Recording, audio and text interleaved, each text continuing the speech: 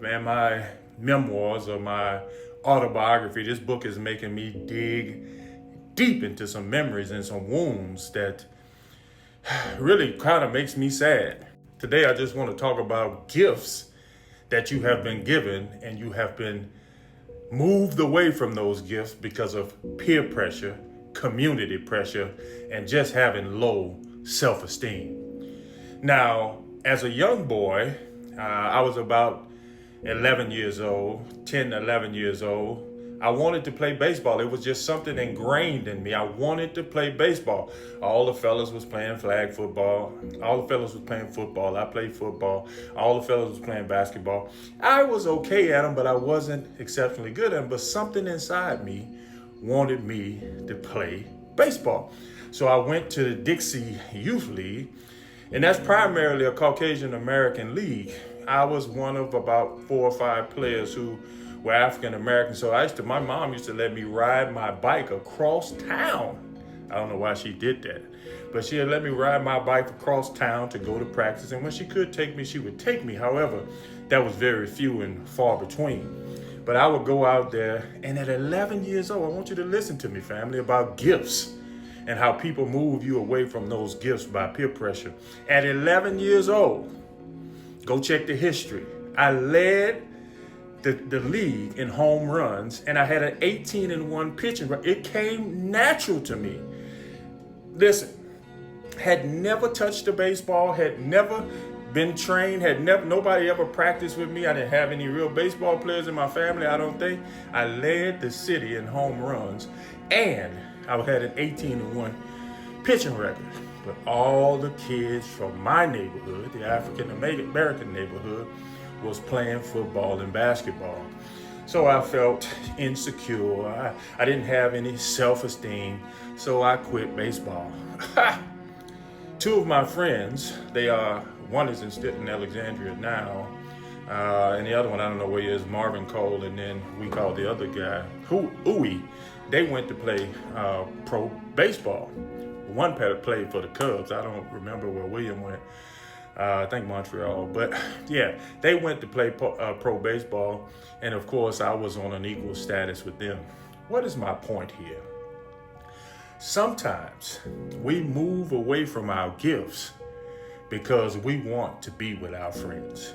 We move away from our gifts because it's not popular in our communities. We move away from our gifts because someone says that ain't the right place for you and your ethnicity, your color, your community, whatever that may mean. I often think where I could be had I just accepted my gifts.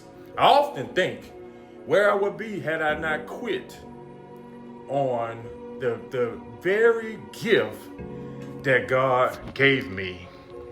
I often wonder about that. I am so happy that I'm here and that I can make an impact in the United States Army. I've been here for 35 years.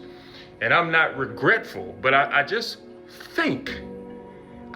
wonder, had I had the testicular fortitude to stay with what God had given me as juxtaposed what man wanted from me. No. I'm not going to let that go over your head. I wonder, had I just stayed with what God had given me as juxtaposed to what man wanted from me. Now, I went on to have a successful basketball career. I was so successful, they called me prime time. But I wasn't natural at it. I played football. I did well in football. I was a quarterback and a free safety. But I wasn't natural. I was a natural baseball player. What is my point to you today? God has given you a gift. It comes easy to you. It's natural to you. And you do it well. But you are so insecure. You have so much self-hate. And you don't have the testicular fortitude to do what God has called you to do. I'm not speaking to you from the balcony, son. I'm not speaking to you on a high horse, woman. I lost my gift because I did what my friends wanted me to do. Now I'll come to my last point. That in itself prepared me for what I'm doing today. Because when I was switching over from enlisted to officer, all of my friends, not some of them, all of my friends say, why are you doing that? You're going to be a coffee boy. You can't do that. You're not even a good NCO. Had I not went through the earlier experience, I probably wouldn't be talking to you today, because I would have stayed with those limited thinkers.